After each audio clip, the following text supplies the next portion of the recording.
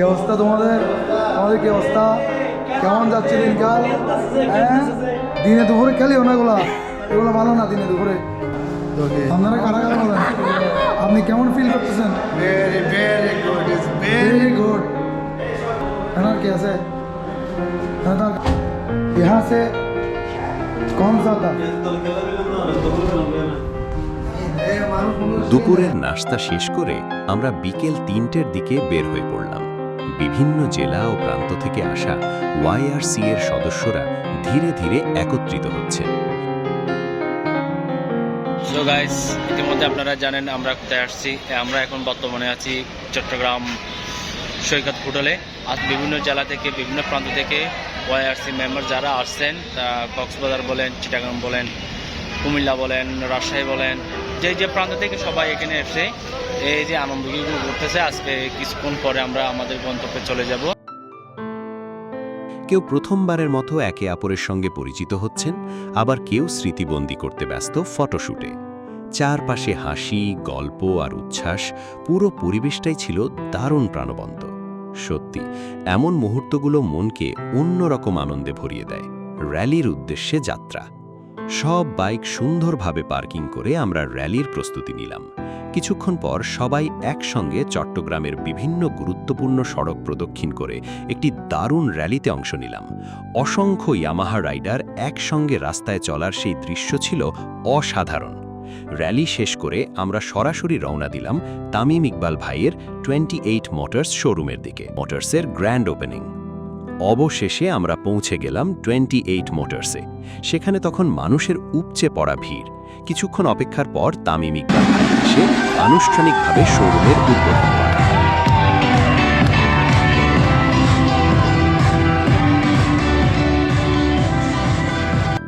তার আন্ডারে যারা কাজ করে সবাই মিলে আমাকে অনেক বেশি আমাদের ওয়াইআরসিতে আজকের যে অ্যাসপিরেশন। সাংস্কৃতিক অনুষ্ঠান এবং রাতের আয়োজন।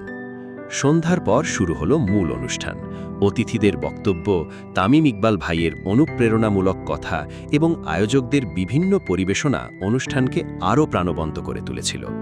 এরপর শুরু হলো মিউজিক, ডিজে আর জমজমাট নাচের আয়োজন।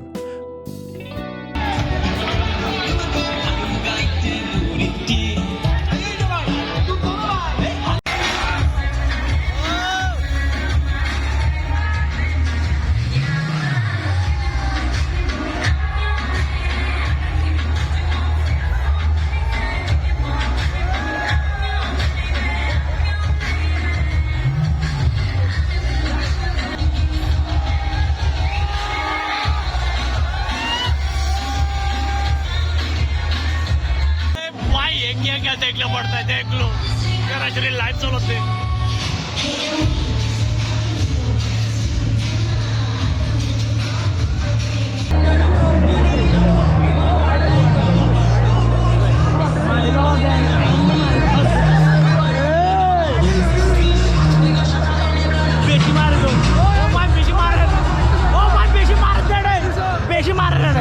एकदम फाड़ा फाड़ा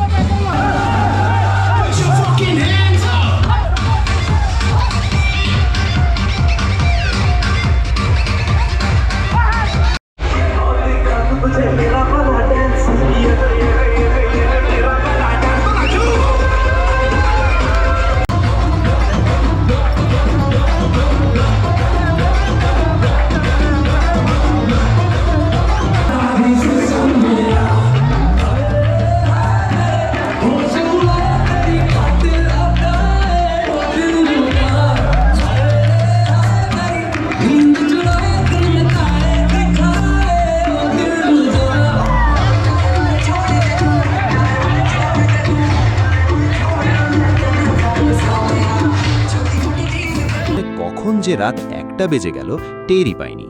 অনুষ্ঠান শেষ করে সবাই নিজ নিজ গন্তব্যে ফিরে গেলাম। পরদিন সকালে ঘুম থেকে উঠে ফ্রেশ হয়ে নাশতা শেষ করে আমরা কক্সবাজারের উদ্দেশ্যে রওনা হওয়ার প্রস্তুতি নিলাম। কিন্তু ঠিক তখনই একটি অপ্রত্যাশিত ঘটনা ঘটে।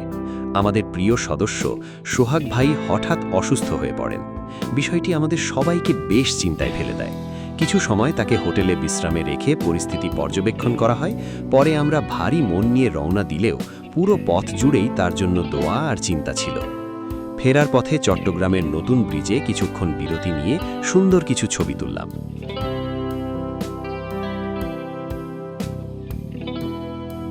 ভাইয়া আজ আর তো কেন লাগিস বেশি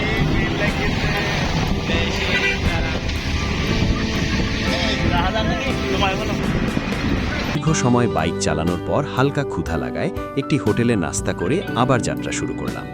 এভাবেই শেষ হলো আমাদের এই স্মরণীয় সফর। ভিডিওটি যদি আপনাদের ভালো লেগে থাকে তাহলে অবশ্যই একটি লাইক, কমেন্ট এবং চ্যানেলটি সাবস্ক্রাইব করতে ভুলবেন না। দেখা হবে পরবর্তী ভ্রমণ পর্বে। আল্লাহ হাফেজ।